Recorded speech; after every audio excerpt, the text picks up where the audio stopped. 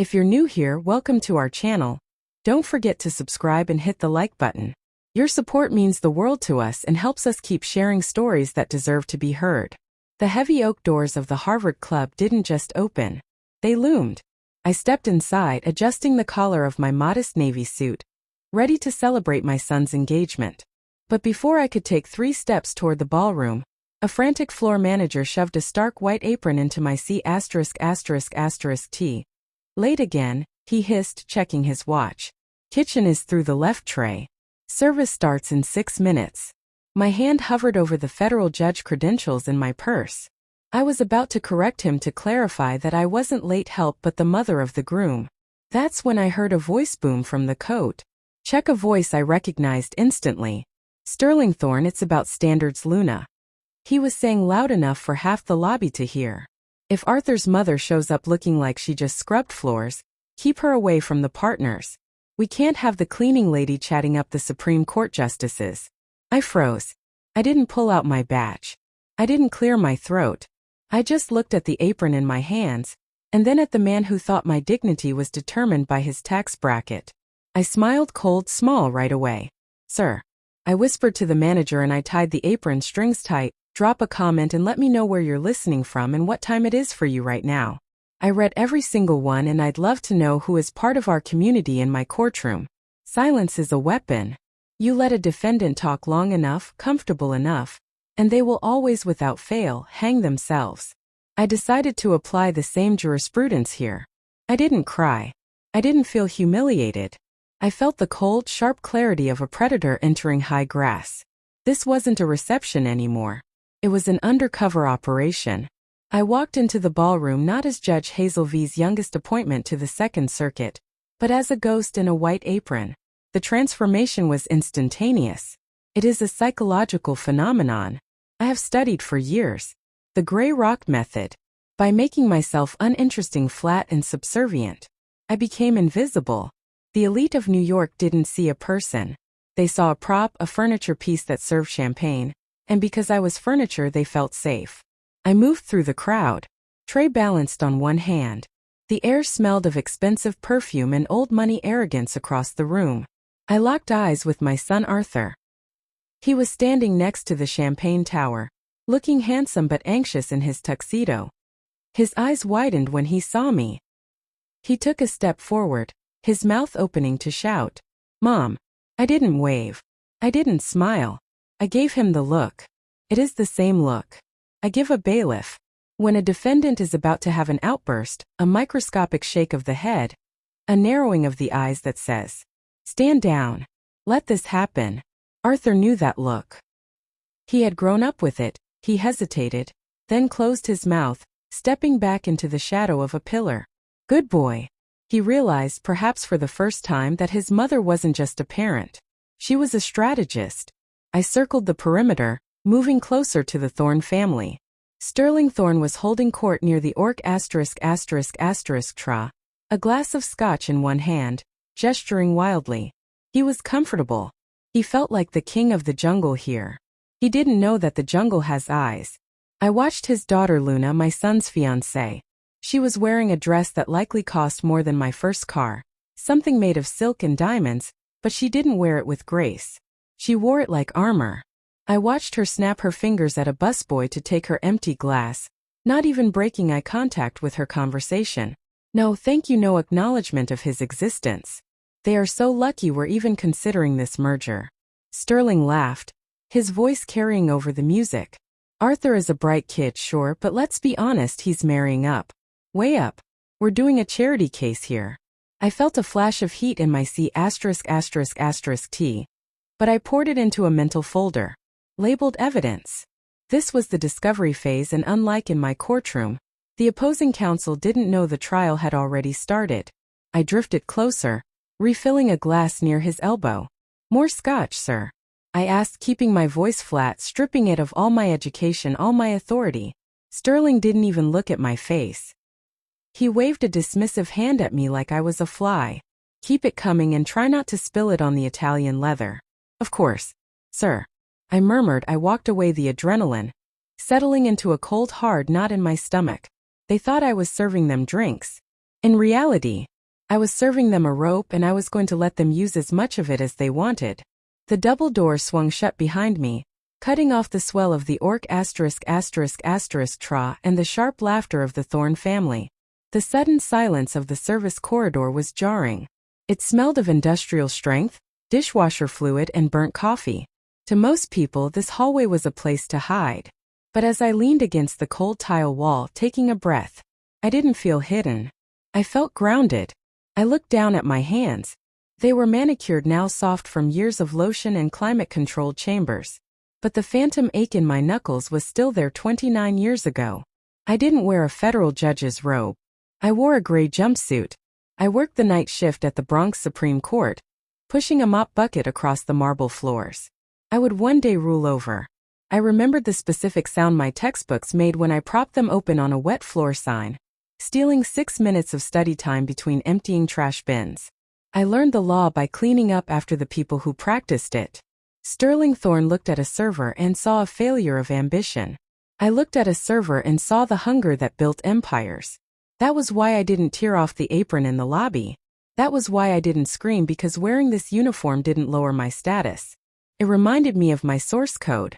I closed my eyes, running the numbers in my head, a habit I never broke. Arthur didn't know the full extent of the ledger. He didn't know that when his father left, I liquidated my small retirement fund to keep us in the good school district. He didn't know that his semester abroad in London cost me 3 years of vacations I never took. I had been the silent investor in his life, pouring equity into his character, compounding interest on his integrity. The Thornists, they were late-stage investors. They showed up when the stock was already high, trying to acquire a controlling interest in a company they didn't build. I thought about the check. Sterling bragged about writing for the wedding venue $55,000. He thought that gave him the right to treat my son like a lucky charity case and me like the help. He was mistaken. I wasn't just a mother protecting her cub. I was a majority shareholder protecting her asset, and I was beginning to suspect that this merger was toxic. A young busboy brushed past me carrying a tray of dirty glasses. His eyes on the floor. "Excuse me," he mumbled, chin up. I said, my voice dropping automatically into the tone I use for junior clerks. "You're the only reason this party is happening. Never apologize for working." He looked up, startled, then nodded. I straightened the apron strings. The nostalgia was over. The justification phase was complete. I knew exactly who I was, and I knew exactly what my son was walking into. It was time to go back into the lion's den. I pushed the doors open, letting the noise of the party wash over me again. I wasn't just serving drinks anymore. I was collecting receipts. The ballroom was louder now, the alcohol having stripped away the first layer of social varnish. I moved back into orbit, a satellite tracking the gravitational pull of the Thorne family ego. I found them near the floor-ceiling windows, posing for photos. Luna was the center of gravity, radiating a blinding, brittle kind of charisma. She was flanked by her bridesmaids girls, who looked less like friends and more like accessories chosen for their ability to not outshine the bride. I watched Aurora, the young server I'd seen earlier, approach the circle. She was holding a silver tray of crab cakes, her hands trembling slightly. She waited for a break in the conversation. "Polite, deferential, hors de vie, Miss Thorne?" Aurora asked softly. Luna spun around, her face twisting in a flash of irritation. That was so fast, so ugly. It was almost impressive. "God, no," Luna snapped, recoiling as if Sophia had offered her a petri dish of bacteria. "I specifically told the coordinator, no shellfish near the bridal party. Are you trying to kill me, or are you just incompetent?" The music seemed to stop in my ears. Aurora paled, her grip on the tray slipping. "I'm so sorry, I didn't know clearly. You don't know much." Luna cut her off, her voice carrying that sharp, nasal edge of practice. Disdain. "Go away before you ruin the dress." Sophia turned to leave, her eyes welling up, but in her haste, she bumped the edge of a high-top table. A single flute of champagne wobbled and tipped, splashing a few drops onto the marble floor. Nowhere near Luna's precious gown. But you would have thought a bomb had gone off. "Unbelievable," Sterling Thorne roared, stepping in. He didn't check to see if the girl was okay. He didn't offer a napkin. He laughed, a cruel barking sound. "You see this, Arthur, this is why we pay for the VIP package. To avoid the riffraff, good help isn't just hard to find. It's extinct. Arthur looked sick. He started to step forward to say something, but Luna put a hand on his C*******, claiming him, silencing him. That was the moment I stepped forward. I didn't look at Sterling. I didn't look at Luna. I knelt down on the cold marble floor next to Aurora. It's just water and grapes. Honey, I whispered, pulling a cloth from my apron. It wipes right up. Aurora looked at me terrified. I'm going to get fired. You won't, I said, my voice steel wrapped in velvet. I promise, as I wiped the floor. I looked up from my vantage point on my knees. The angle was perfect. I saw Luna Thorne towering above me, sneering, sipping her drink. She thought she was the queen of this castle because she was standing and I was kneeling. She didn't understand the oldest law of power.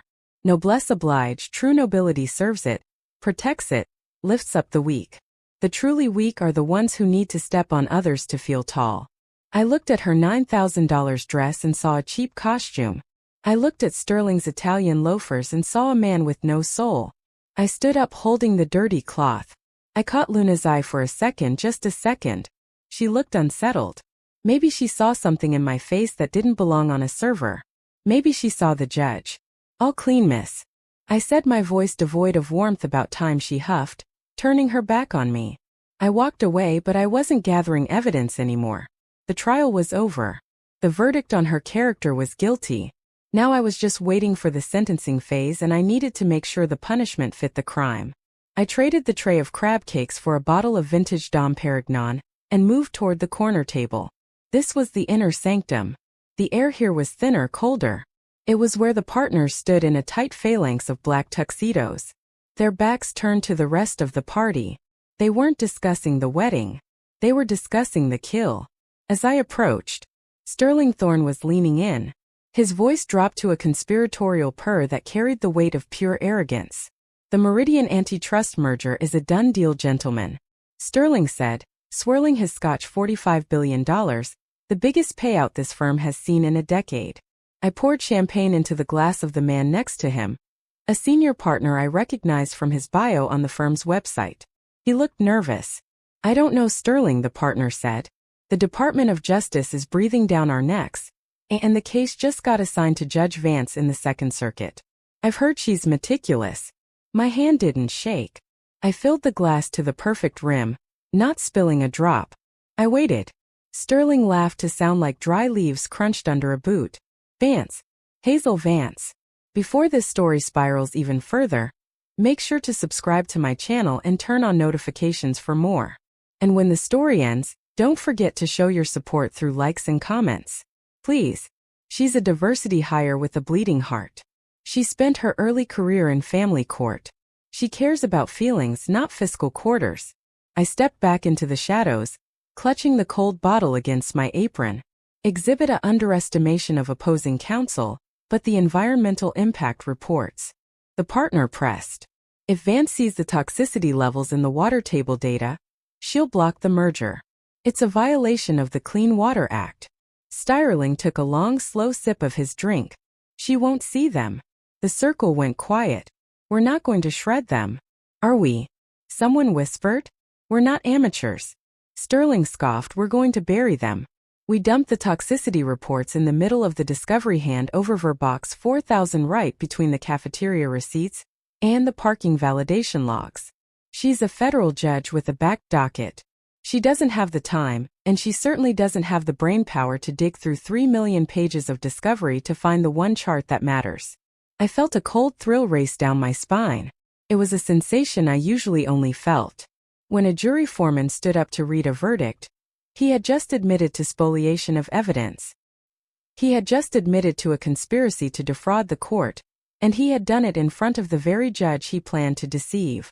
We steamroll her, Sterling concluded, raising his glass. We walk in there. We use big words. We bury the bodies and we walk out with $45 billion to the Meridian. Merger to Meridian. The men choruses. I adjusted the towel over my arm in my head. I wasn't serving drinks anymore. I was drafting a bench warrant. More champagne, gentlemen. I asked, my voice invisible. Keep it coming, sweetheart, Sterling said, turning his back to me again. I walked away, the bottle heavy in my hand. He thought he was burying the evidence. He didn't realize he was burying himself. The merger was the main course, but Sterling wasn't done feasting. He was drunk on power, now the kind of intoxication that makes men careless. He draped an arm around the senior partner's shoulder, shifting the topic from federal crimes to family triumphs. And it's not just the firm winning today. Sterling beamed, gesturing toward his daughter across the room. Luna just secured the summer associate position at the Solicitor General's office, the D.C. internship. The partner raised an eyebrow. Impressive.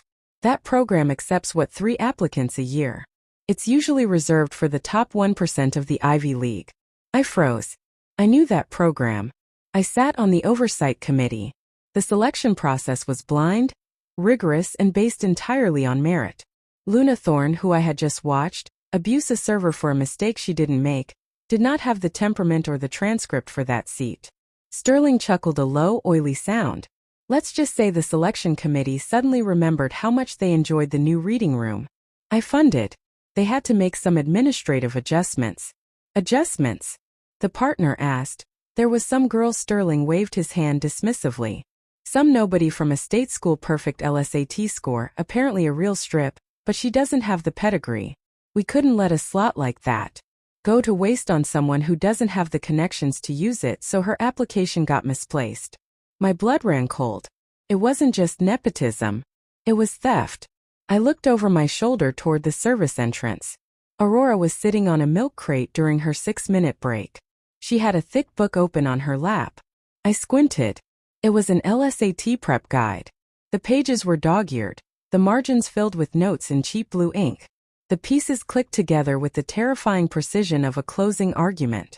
Aurora wasn't just a server, she was the nobody Sterling was talking about. She was the girl who studied until her eyes burned, who worked double shifts to pay for applications, only to have her future stolen by a man who treated it like a party favor for his spoiled daughter. This wasn't just a social slight anymore. This was grand larceny of a human life. I looked back at Sterling. He wasn't a father. He was a parasite. He fed on the dreams of people like Sophia to fatten up his own offspring. I set the champagne bottle down on a side table with a deliberate heavy thud. The sound was final. The discovery phase was over. I had the motive. I had the method, and I had the confession. I reached into my apron pocket and pulled out my phone. My hands were steady. I opened a contact named Senator Reynolds. He was the keynote speaker currently in the green room and my oldest friend from law school. I typed 3 sentences codedly in the kitchen. I need a witness. I hit send. I wasn't just the mother of the groom anymore. I was the judge. The kitchen door swung open with a heavy thud, silencing the nearby conversation. Senator William Reynolds stood in the frame, flanked by 3 security detail agents. He was the keynote speaker, a man whose face was on every news channel in the country. Sterling Thorne's face lit up. He smoothed his tuxedo jacket, stepping forward with his hand extended, ready to claim connection to power. Senator and Honor Sterling Thorne, managing partner of Reynolds, walked right past him. He didn't even blink. He walked straight to the service station where I was standing, holding a dirty rag. Hazel Reynolds asked, his voice booming in the sudden quiet of the room. Judge Vance, why on earth are you wearing an apron? The silence that followed was absolute. It was the kind of vacuum that happens when a bomb detonates. But the sound hasn't caught up to the blast wave yet. Stling's hand was still extended in the air, grasping at nothing. He looked at the senator, then at me, the cleaning lady, then back at the senator. His face went from flush to an ashen gray in 3 seconds flat. Judge Luna whispered, her champagne glass tilting dangerously. I reached behind my back and untied the knot of the apron. I pulled the white fabric over my head, folded it neatly slowly, and placed it on the tray next to the empty glasses. I smoothed the lapels of my navy suit. I wasn't just Sarah Martinez anymore. I was the Honorable Hazel Vance, actually Miss Thorne. I said, my voice projecting to the back of the room without me raising it a decibel. I am the presiding judge on the Second Circuit Court of Appeals, the same court that is currently reviewing your father's $45 billion merger. Sterling made a choking sound. Judge Vance, we had no idea, clearly a misunderstanding. We were just joking about the joking. I cut him off. I stepped into his personal space. He shrank back. Was it a joke when you admitted to a conspiracy to violate the Clean Water Act? Was it a joke when you detailed your plan to bury the toxicity reports in Box 4000 of the Discovery Files? The blood left his lips completely, that is. Privileged conversation, he stammered. Not when you shouted at a waiter in a crowded room. Mr. Thorne. I said coldly,